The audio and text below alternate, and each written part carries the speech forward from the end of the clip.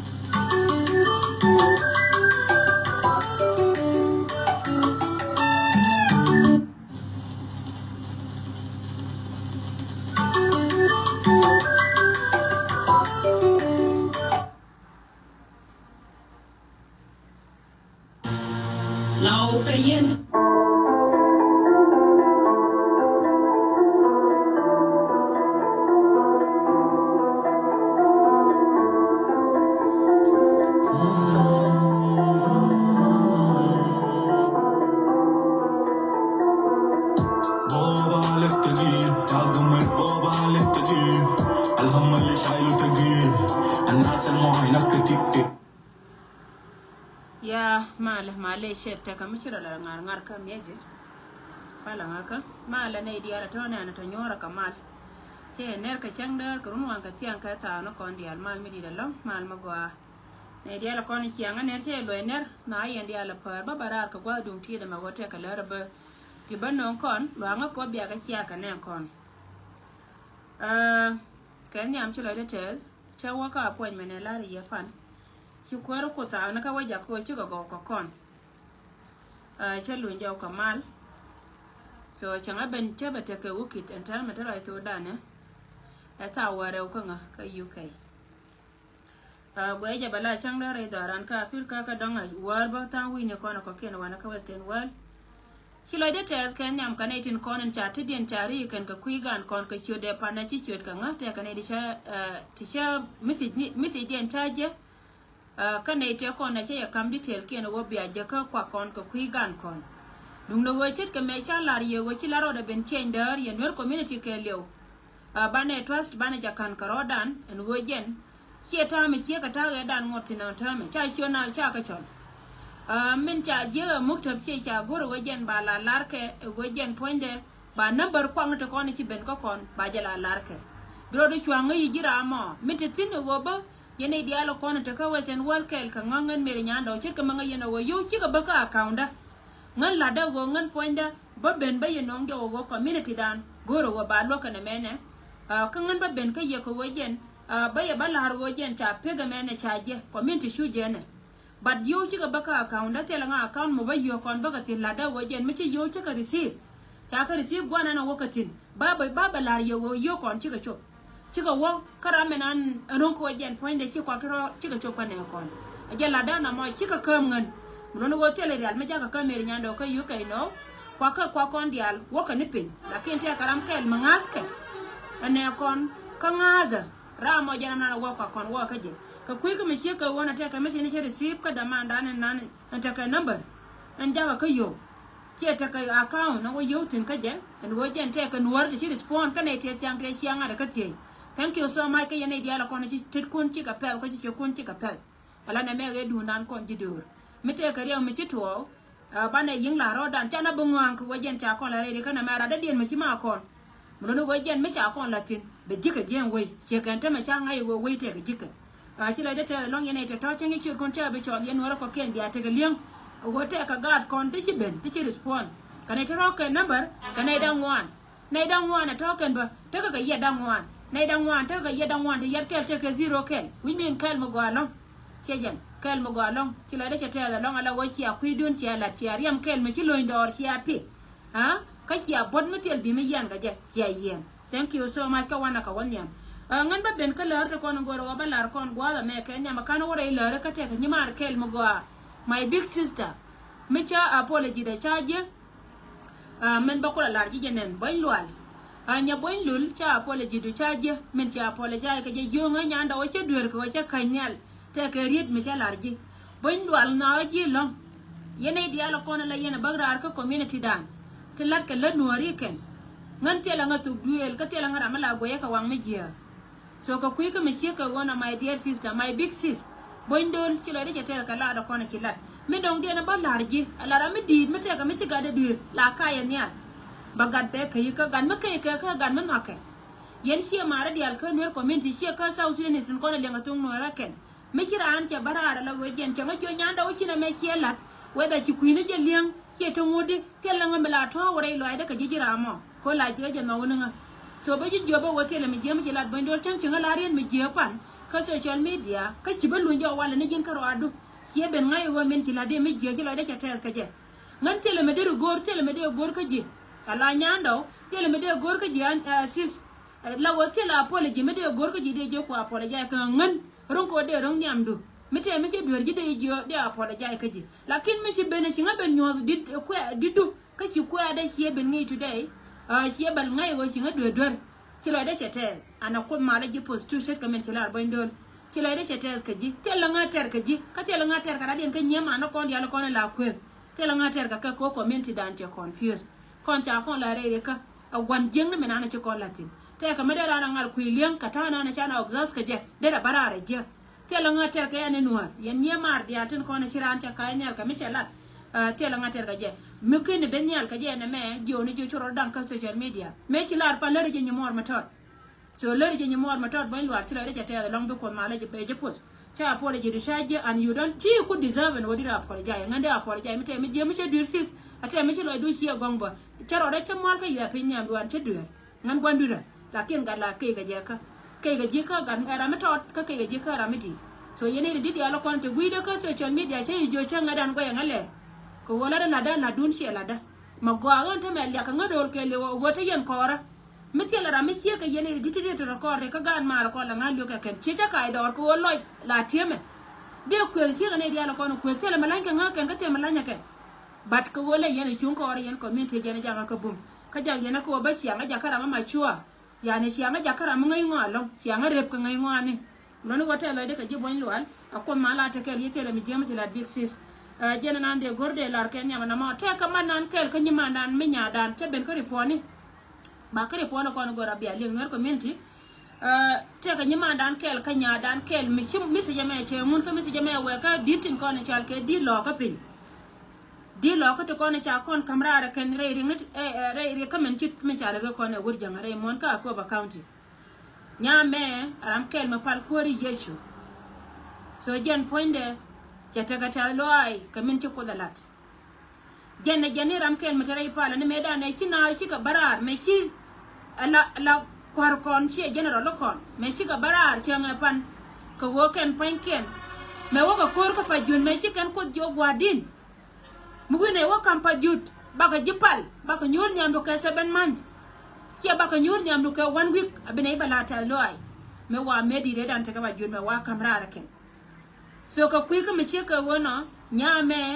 chulo de te ga long ka chuo ko chuel ya ka te de cha ko nyal cha la ta lo wo mi chi do ngai ne ya wo bene ko barare de kama tane tin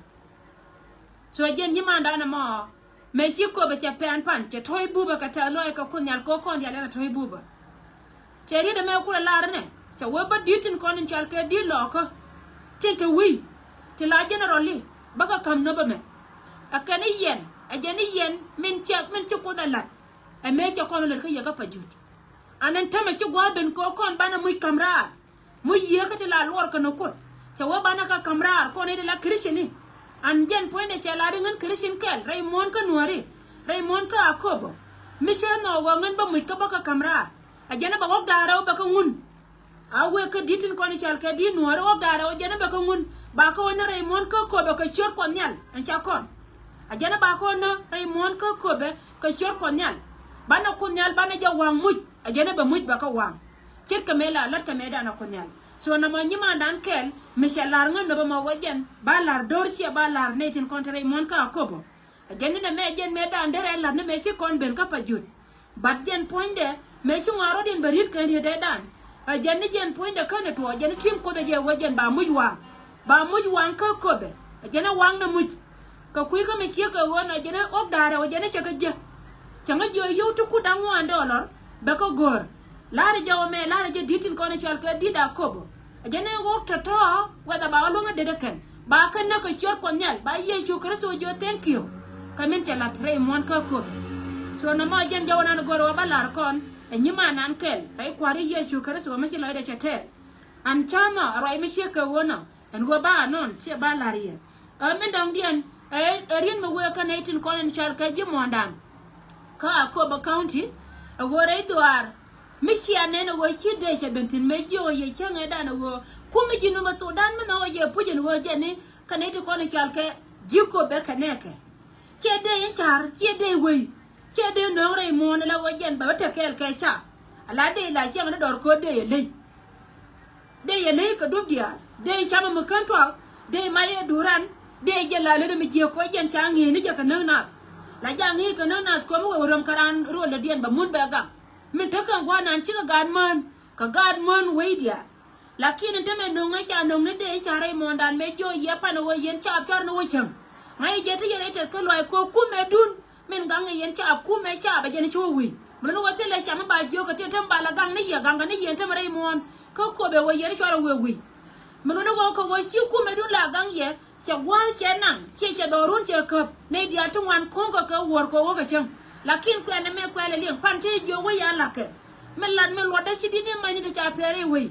batte ti ko kien ti tere we ti tin anta me ci jaw cha ben kan ne ko ne chal ka jiam ni ci ne ko ne chal ka ji security tin ko ne nin ka jal ko wo we cha der kamarure mun no wone tin ko nin ka jal te kara mi cha nga pin me cham ke le tia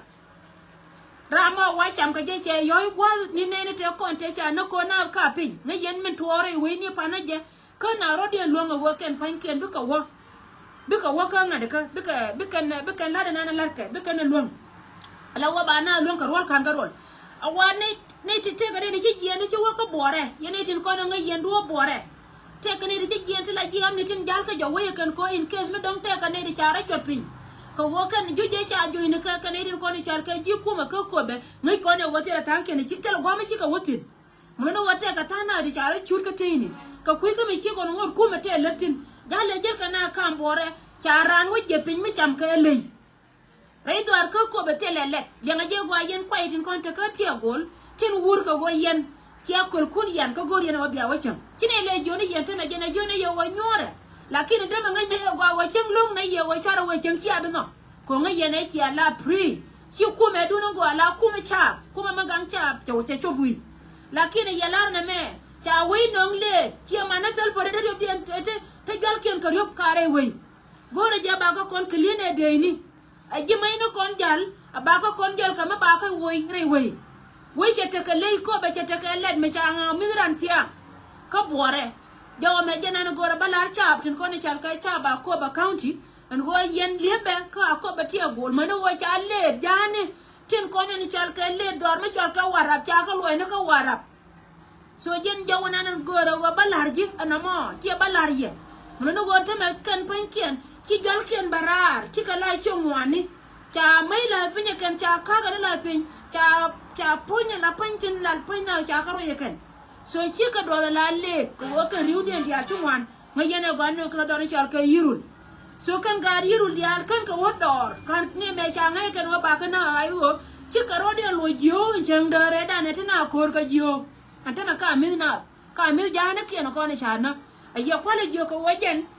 tame wait ke le chi wait ke le lo ye ne de ko ne chal ke jimon chi wait ya ke le so ka baro don chong mana wa chi ne de ko ne chal ke security cha le warap cha ka jo jo ken ele barka dala ka joy ka jo mo we mo we wa lor ba ya la ler ko ba yo bia cham mi te ka mi kira na wono ngwa che nong tin nang ne ka ko ba tia gon nyur ka ko ba tia gon minutin cham kondutin buro du ka kolutin che ye benang jo da ro che jo dang jok akan ka tu ka na ka le so jenan de gor na ma de lar ko no wa chi jo mo ben ka jam ni che go mo ko no wa cha na te ka le de cha je tite hit wang bore wa kam bore menana wa cha jetin let poi le de let te hidran chamaran me cha doy me wa jen charo do le chuchu ka dangwan ba la ni go le ni kura o gorol jino ba to dana ma kan jang de ala kon kan ne na lo jen ka mil kara ka mil ko ne chito kan changa ka mana a jen ku le je ka ku menan ko jen ku me le ni te le bor do nen ka chen ka na ka na ba te la ke le bar ka dal ke le ji ka ke le je la ne tel pa la liwe ka bara nya hor jen ne ni na talpa cha wa jo che nga da na ba chu du ngo ka lo ta me chu de cha ngo ko wa jen point de la we ka me do nya chu de ti jen so chi le pen re we ka ko ba county la ra dong ge na mo me de gor de la kon wo bia te ka ngai tin jen ne ko en chal ka ja ko ba wa ka baro dun chong ka baro dun chong man do go jen point de ba ne ba dor ba kon jal ka me dal ka je ka la ra dong gen wo yene de konon chalke de ni ji akobo sia jo wona ne chala da gat konon chalke gad jani dole nan chala to na nyak wona nan chala to na nyak ki miti yana ne ki mun chere ga che blame ngan che kula barar ko bare ga ba blame ko ngan ngai je ga wo kan ti ala kon tre we ka jino ba so dan mo wa ko su ko mo wa ka use taken ba ka yor pin ka yoren pin wo de wo ba ka naken ajena kwara la tere tuno kana ndi ala kon wala kana di wo mo wara wona ka wa ko na dong ba ngo pal ngai kana ni meta ka juba wo ci ka liu ko riu di ndi atun wona kan ta ka se jeno de ko til ram kel me lor ka kan ne to kon chal ke dit kon me de baran to me de gar ka de ko gul gware di ente de la konu shegra na jenna wo jo gul panken ci ka je ka men ci je ka wo cha ka pa ai yare we re gai obviously ngai ko ne shi nga nya do ngai je kwa wo me na ka lo ci ne ko be lu je wala ran no go mi ci jaw ci ben today ca pare ji na ko yo gone ne ngati no ba fam ne so re jona ji lu mi ci liya do ben lar ga ja bay la ka ti jinaran biriyo ma charo je ka ti jin telo nga mai kala ka ji ko ya ko la lar jenen ne to kon ci ka fane ka ca ngai ka ne wa ci ka pere ka melwan la de kon la ka ken en go ko ni pala ka hi ka be telo ra be de sekre de la ka la na na ca ji dor me ni ngu ci sekre de nan ce de barar aba goro kana wo kan panken bika roi ka jawana la ke hurna na chala to na nywa ke la ro ne ne yene di ati ko ni chane sekre nyoka mi bani yeri biro ka chen to de ke le chela la re yene ne te ko wone ne de che bar rode a jeni chi de bar rode de jen point na ko la ne ka ba ko wo ni ro ko gor ko jen bika lu ni we number me dini jene bika bere we kon bien na pana rodan pe a nyong ni taka taka jena e ko kon bata ne jena bina lo ko ba ko ba wada ma take chala tule da kan shi nyarwo mina na dwal ke liu chede lo wosina na ma nganya hunu ko wo ngai je gwa wo atindi ala ko ni charo de la dan tan pan kan pan ken changara mi ngur karwa ina banga ni yo ka ku masal fakir ma yadi chika pe ka chika pe na ngek dien a chima wo kien daro ri ko ka chaka chika pe na ngek dien chiran jog da ton ko wokan andala ko ma ko ala ma ya kan ke to de me chala la dor me atin me ka pe social media chaka jo yena la yena ya pot ka mai ka men pot na ka mai kan chi wo wi kurchon a chim che cha yem point na juba menan ke lo ma man ken kan ja cha no de ma jo yeken cha no de ma jo yeken lakin ko kan cara ko ma chini kun ci be jal ke tot an gwana ko akala te diara to ngode la wajen bu wiere man kun ci be la wiere ne ko anata tin biya ne jo mai wona wa ngai jom wo yene bena ba ko jien bena jien ba ko lo rol buñ tele mai kala bena ranya ko lo rol buñ ay nan la ke wurnan to ara je lo widu na la wajen point de ya je ro ay de ke lo plan de ja pin man joni yen wore wa plan ja pin chejen da ril plan men la de wurdan jo na no kwene gor no confusion ko confuse no kono wala reje ay kono men bana la do goje ni bana go men riuda wojen chika dwal dwal je to kan no ko gwe je go no bendu ko kan chika te bom yala na sigre de me min je ga ka gwani dialo kono chika jientin ta ga jani jo yena hotel ya ngai kene kan korte ko ngai kene wa go chi dwal je ngai kene wo kan panken go ta ka kwati bom me baka me dan yor kan rodie ngai kene mo woni alo ben ka to de me chen ka thousand of people mo de still ba ka jo ayu cha ga jani ken cha ga wo cha ga jur ban pinken ka ga lo ko te ko na da ka je kan ka ga jur to ko ken ka kan ko na cha ban ti ba riu de dialo ngana kan men je ga ka chi ka tel ta port ka South Sudan ar be ne ka rok te cha ban ka ga mai ken ne kon chi ka tel jasni tel ra me chup ka ler la tel je wai cha bi da kan yan ka cha bi chwal kan yan la ken mo wa be de ma je ni je na ta me wo me ko da mo ka piu ne me da ka na sere ken me dan na ter ba jen ka ba ti ga ba chwal ka chwe kan ka ta dien me chi ga be re wai ka na ser mo no go jen point la na ye lar ye ne ti dia la kon ti sia jo na cha la da wur nan sia ne ti jen plan me nan ke liu an ngai na yan plan ngai na plan dun bat kon kwana ra mai lui ala wur mi chal ke nuor ku ye lui na en tama ma trai to dan ko sia ne ngi ka ru nan di to ko ru nan di kor an wala me ma to kon ko ga jama chaka lands ko nuori wu nuora cha lands so ko ku ka me che ka wona cha na ben ko social media ba ne lare ne me bana jele lakin me la ke wur nan che jen plan ke liu bar plan yen ja tin ngai na ye chalim ba ka ye joba yen sia mar ko ne ko ken ko na wa ko bo min je ka tin a bom ko nyan kor na cha ter ko be tera ra me chi jen me chi chop kan yala man jaw ni kan yal ka man jaw ni ala kan panken kan bor tam rai to dane tella mo gwa ka ke ko kan ga te kon te chi do ka ko ba te ja ra yot ko kan chi lo chi ga kun ne bor kan anyak kamar le te to te kon de cha ben te cha ba gondu ba ken tera ra me chi lo gwa dane betin ka kui ka me chi ka wona tera ra ba nyoka mo blais ka je mo kire men ta me la wo kan be lo ile kan cham mi jo ka ga da ta me wai yani chora na we cham kina ye jo ka te ka me jaw ka kai kan ti dialati kina ye jo an go jen te ka me jaw ka kai jom na ye ko wai te ka le ka kwan tu ka na le ka na dol mana sa ka na le ni so jen na de gorde nyo ka mala ra kono na mo ka kui ro na nan chala de hurda na wai chora dietin an ko ye ga me ka ni yen ka ne are ga dien to kono mutin me be panne da ne pam ga tuk dien ne la wai la baba yo ni jok de ken ba wan nyam la woro ni ko gor ka je baro na ka rir ka tuk de le de ni kui dien ne ku me dien me le shi ku me dan tele manan konti an chine dier ko ba la ba yen ba la ka si ni ka ko shi dore menan wai lo ka menan cha re ga ka rar sin wen ta ka rar go me che bar ko te me le da ka ko te me le da ka lo ka te me le da ka jikan la ji ma do na te la de te la do tela nuor mita ko ya ga ka ko nuor dia le ku ga le ka le ne lan mo gori le jama le ne jama ri na ga je tela ko mai kala ka je so jaw ma jana la ra kon ka ku re na cha la de hurdan en go jen se jen tare menan kelu rai nang dien ba wo ka nye bor cha nyeru ni wai mo lal dia len kon en cha kwen tu ni le tu gol nyere ba yen no ka na me ne na ram kel ka yeme la ko run nya ba bum ne na jare gwa la mo chen chi chodo be mention na ngai mesi jama karodul kele wo nganda te la da gore je de chongo group nan batela ngwa cha apoy me no mat kana lat kele ta me la wote tu wan tu woraka la re ye lar wo ye nye loko lo ye lan ni kun te kon te chi akon lat medan chi dor ye ko pay gor nyiri me la wa nyali to chi gwa chi ba kuidun so na ngan na ba me karodul kel en wo chana lo let nya ga te no kun ka me bia ka mat ka kui gan kon ma de te no kun ka kui gan moro kun gan moro kun cha ka moy ka boda wurjanga telo kun bi ala goron tama kine reje kon division 2 ne kine reje kun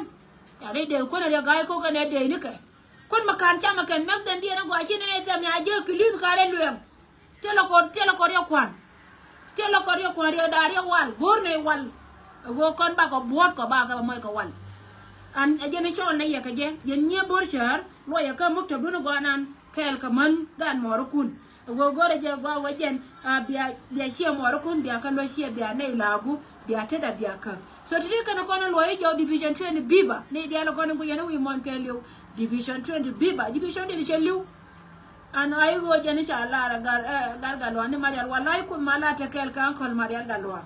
ankol marial galwa me cha bara nga nyanda la liu ngan ka to jana ko ale chole je kur ka ngani so gar galwa chene no bi chene lion kon division 20 antel lo da baka kun nyalo go jen ngan changa moy ka napsia de korme kore da ne tara ka nyan ni jene dial ba ko pala wale changa kam report ram ke la nga jo marial galwa ya na kor nyan ni ala wala raja ka general la do la ka ti da pan to ya ku ti pan cha ku ti me ku na me ki na ku yar ko wai ka pa japan changa mang nien me cha dor cha ku kap cha ku je war ya ti ku do general ya cha ku do telephone ken ka kere me wa o ker ko ta dio ke ya duera me wa ker ka ta dio ko wi da wa na me ni me wa telephone wala to ya ki general ya chi ka yar ram ka yar ka yana tin mal yana mo ki to a nya anda o ki do ti ara wa ti ara ja to cho quý nó mẹ là đấy cho tụi cái lên đấy chắc là tiền cho gar galo aja đi chẳng cái chỗ giả tin là quan mà là ngân pan bố để giấy cái bề kì chẳng mấy chẳng cái chỗ giả tin là quan mà khá là ngay ở lúc ấy đã con đề đi cho ngay nó vừa theo cái này chẳng ngà mà nó mấy chả loại đâu có chả tin vào đám cây lo nhỏ cái cho nhỏ cái mà quay par cái gar chắc là chơi chia mà đó chắc tiếng ngà gar galo mà quay chả nó cái nhà nghỉ rồi chẳng cái chỗ không ai làm gì mà chắc liền nó qua mấy bà thế này chẳng cái chỗ có culia pan này tao quan wala jen be bararo lendi mu bararo yo ka tiam ko che bir jore ji che bunga ba bararo yo lendi che mong me che ka lo cho bararo che la gar nya la che chulman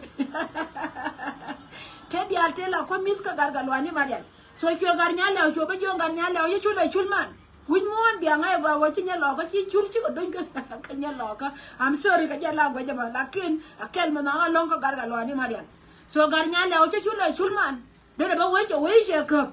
so quá là mọi chuyện dùng ngay vừa chơi gar galwa ni Maria là con mà là nín kurep, nín cô kare bằng quan nhà, chỉ nói để chơi là long cái jin, chỉ làm kẹt một word mà nó vừa chơi point đấy,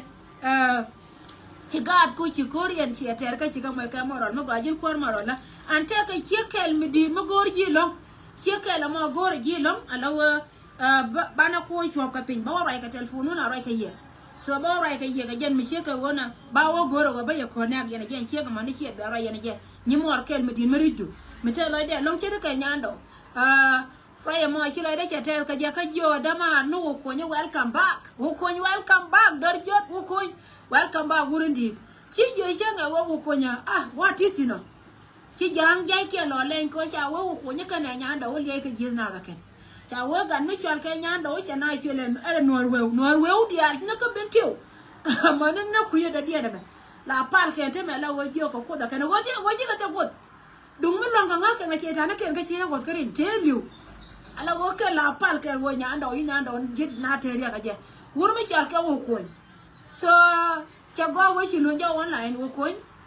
tin dia la kon de la karodian ti bi ka to ko poda kaneti la jidila ngante lo de kaneti ala kon tete ka die ne dia la kon te ka die te lo de ka ke me da la ngai jo ka me chi lo wal ngade ka me te na roi ba ngai dor ka da wuce lo ju wuce ne lo roi yo an wala bu de ngum la de ka media ne ne te me chi te gwe da ra ne da ndo ke na jo cha ro jo ba bu ya ta de no people la ro jo ko te ka ram kel me bi wo ger no a chen ke bi chia ka jen che bi te de ba wote ka me bi wo te re de ngân là ngân làm kèn mà là ngân cả bún loài này là đi ăn con trên chảo mới cái đấy là vuri chăng mà nó watara mà cần là để các con này là con từ cơ sở chân media trên này là có mày căng này là có cả quý cái bị xưa con này chết đam aro con thấy giờ welcome back mình chỉ luyện cơ sở chân media lần này mới loài cái tung loài chưa đấy là bull brown tung loài chưa đấy là bull brown mấy giờ con có bún này chứ nghe bà đèn giờ quay chùa nó thế mà chả là gói con nó có biết quay chùa nó buồn tung loài chưa rồi nè so cha go ko jila lo ko re ngan cha ko re lon ko je na my big brother la do la ba wode won hore de la rin mi je ka je ronga wode la rin mi je to bral chuer dan chuer to lo la nan la chuer ci ngo hare me nan ka gar nyima goro wa bi ku diel ka je wo ko ku diel ka to bral chuer la gori yo so je nan de gorde la quantity ka ata lo ka ro ade kilo de chete ka ko nyal ka yen ga tin ko ni chal ka ga nori tin ko na ta kel ka kon gwa da me nghe này các dial, yên gan mà dial con là từ các social media, yên dial nghe lật kun, ngai yen dial mi cho ala ne ra mi ki ko ko ne wa cha ba ki wo e gali ya tana ko ke ne che ngai ye nor ba ngai yen dial so na ma jena de gor wa de nyaka malara je kon bi de me dong dien gwa me men bi to ka rier ka e wo kon contribution tet ke me cha lar ye che ngadan mala yana ne la barar ka ba ka chwala te ko gwa te ba ngatin kon koro da ba ko ne de kon tun ne yo dong de ran yo kun yana din ko ne kirare ka pal de ne ga cham mi shi ne ga cham de kai wa kai sha ka kam ka ne de kon te pin a jena la no confusion na ma ka jela yana ne yendor la bara shi wo jen point de baba roi gwa me ka gore je wo jen point de ba ngai cha yu dia la cha ka kam nga e shi na ka na la da no la gore ne je wa bai jo ko ne ti dia la ti kon division 20 ke leo ko kon dia ko division 2 ene ra meta rare ene ra meta nika me chi ta ka pro line ko division 20 kan kon ne tin bum ne kan datu ka kan kon ne tin kon bum ne kan tin moy kon na ka wal ka moy kon ka moy ka yen kon bot ha meno wa jen ta lo da lon ka ler kun meti ka kem meti wina e mon ka afrika ka ti gwala me la ku ko men bitiri bi ga chi aka ne kon ka wina je bo go cha ne me cha la ne alat ken meti me le yo so me no wala nan ler kon ne mala bara ka bay jowo wo jen point de cha yo da ne cha ka ngoni che ko gwala ma go no bana lian ko ne dial bi ji yo ne bi ka lian ko wo me cha la gwala me mo wo kon che wo che wina mi bi mo bi war ga bara ka mo te bindi ba kon ba lar dor kon division 20 ba kon ba jowo yo te ci alat kana chopa gwadien an wana bira mi la palri ka wajen ba ka kam division 20 ka ngor ka ci wo ci wuni mi jen poinde be ngai gwa wo division 20 gula chwer a jena la ala dana ma adwal point an ci wo ci nyen ko ne ci ka ci gani ke lakini adwal point an tame ci dor kula ben ka ku security ka kon ne din kon te wi me kon gwan ka kon ngar ka kon ngar ai ne to ko kien awaka kan kone de kono kwana kor dai South Sudan ajita awaka kan kone din kone jeni sia chunan mani an kan wor kon sia nen ka gari ni chot tenga dan charwai ka social media anan tama ajena pen galo ye nuor ajena pen galo ko nuor la linga ne me la negative min la positive me biya jako jena be gwa ka je che janga ye nuor go gen kwa blong ni jaka mo gwa me le de me ci gari ni chot me cha barara wo ka ne ka ji business ci gor ko ni be ko kon jira an kwala gaya anga dien mi ci kon ga da nang duel gora no anga dien ka kane tin dia la kon mi ci kon nang duel wan e ci ma wo ka no ko ka duor ke jo ci ngai da no wo ga nya da me ne ti kon te pin mi te karam kel ti kon la to la ka ye wan ma kon ka chop che de kon la wo che la de jo ge ko wo nga na ti mu tin la ka ci ko wo kan ga wo ja ka kam nga de ya balariye ko ngan mi ce be rol ka wa ne man te ma ce te da ne kawai ni medan tin menga meta ka afrika la weje wa we me ko le ne ti gortin ko china ler ka dox meni bi ko waje ti ka experience kan wa bum point bi walat bina ler ka company ni la na ka company bi yo ka yo ko na ka ba ra meta ka masa degree ka petin ti wa tin ko na gorna tin ka bi ke la ngai no to ko ti ga me che ben ta be jene ti bum ka che te o benen an ci ngaram kel me de contribute ko de jagoro wajen ba de tin ko ler kon ka bi ka kan ci ka chupwadi lari yana me konti me ci doro da chot chara nga video division 20 chara video ki wan ku to ga je ko me ci kon pere me dan ken yam de ba wan ka jo ci do wana kwa sam no kon e titi gor no go bana te kuy me go ko go bana nyen kon yal bana kala ka pin ban mo wori me wo pin te ko gom ba ko kamra tin bi chodo bienen ana gwala mo be cho gwa mo go ka kon yal bi security dan be cho gwa ka te no bi nyen ko la ngar gwa le ko ta konti so jena na ba non today yen che mar yal ko ling yana wo chi la chero de chen che ba bara be shu de chol bad ba bara wo chi ne bara me che ben che me cha lar yemena antam do ai to da na che me si ne che ga je bad kan yana ne shi aka risi ne da ko ne chi ayo ja ne da ko ne chi ayo ga ja me je yo talpon nan te ne ka afrika mo no go account na ne ja ka yo go tin te ne ka afrika me chi yo chi ga ja kam na receipt de je ka wa na me ba to chi ba ka ka receipt de ala kon ka receipt ro kana ba ko le report de run kan dia ba ka le report de run so jena de gol de lar kon go chi lar kon cha ra chen ka ku ko ba chot ba ka chal online bad lad ba lar yo go yo online mo wa ben che me cha lar ye dan wan chi ka pe ani ye dan wan ta ta me chi ka chop wana na wakatin so dide kana kono de goro de lar kon yene tinas baro da ku gara che je to karoi en go lwanga ko be ga chi aka ne kon mo de stile la wamu wete ka duori yo ka u kitiam mo wa wa pwal te ngan bala toy ni ane nyura sia ke pen ka ta lo ni war te kon la ka wo mo lo wonta ne ni ma yin ka wo zera ri gon ko ma kana gun ka nien chen nien gwanta tin ka kuite ka che ba wo ka appointment ni ka kui goro ni na goro document ni che wotin antame me che ku beno gwa me ta tin antame goro je bala wotoy I don't think about taking you over here. But what I Jacob relax. Larry India Laro can a corner by the Gia Walla, Kajan Changa Wallame, Chanka 1 Kapai and 1 Pony, run by the other, I would get out with a bucket.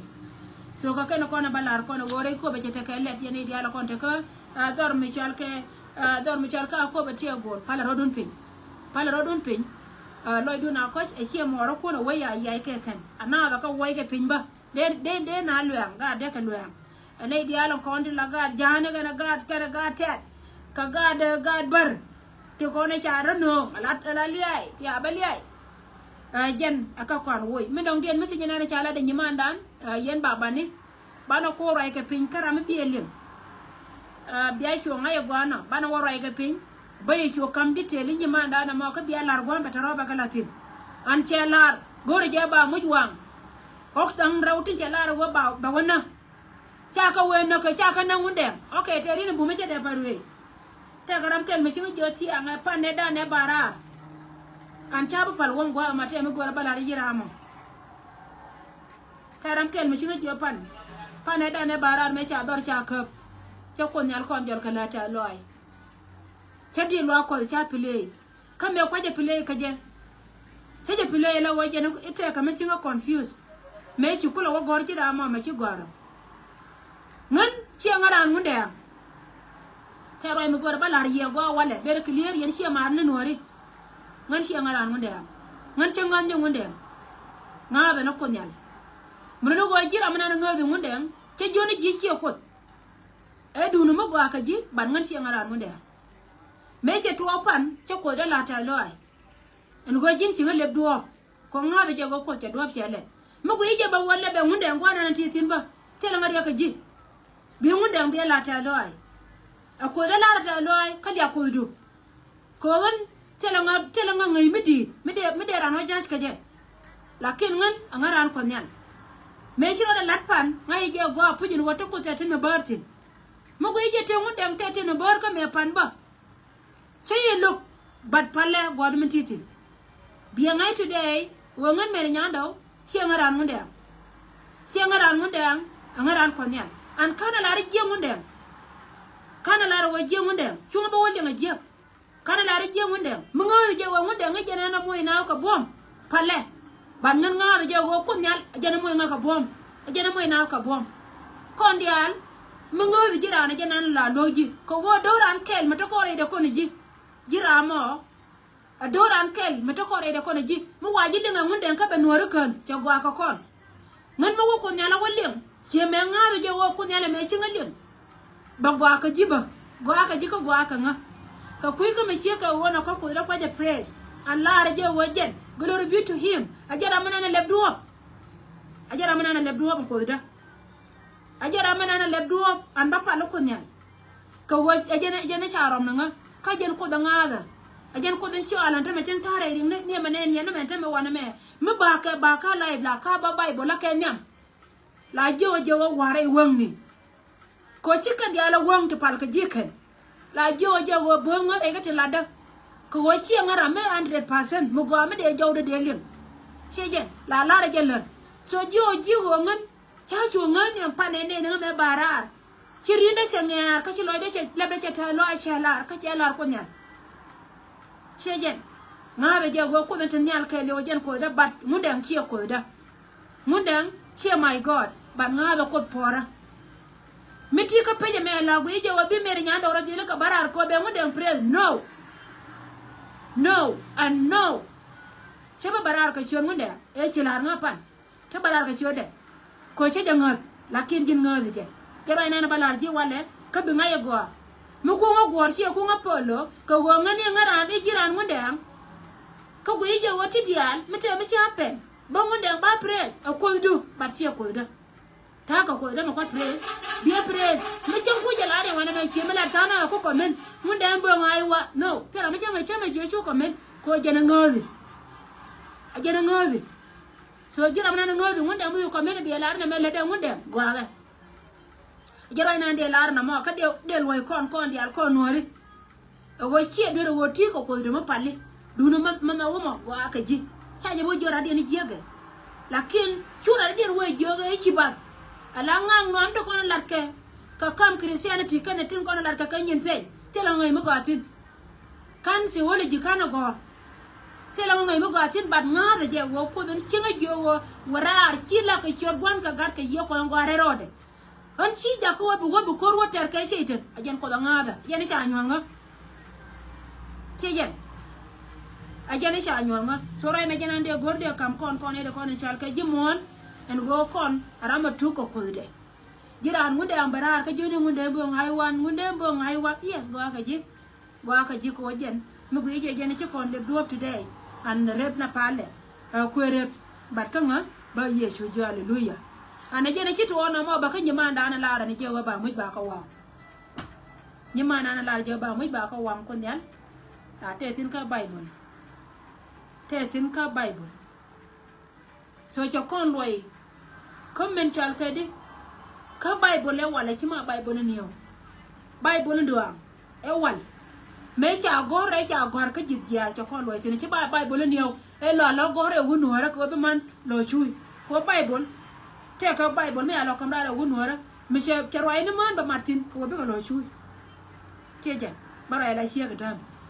ka kuy ka mi shi ko na ka bible te nyam te kon te to ko ka roy te tin wa ba mu yiwa ajene cha tem ko ni nyama na ma today an mo we wato on go ka daro do ko ni ci ka chop ko ba mu ka wang ka changda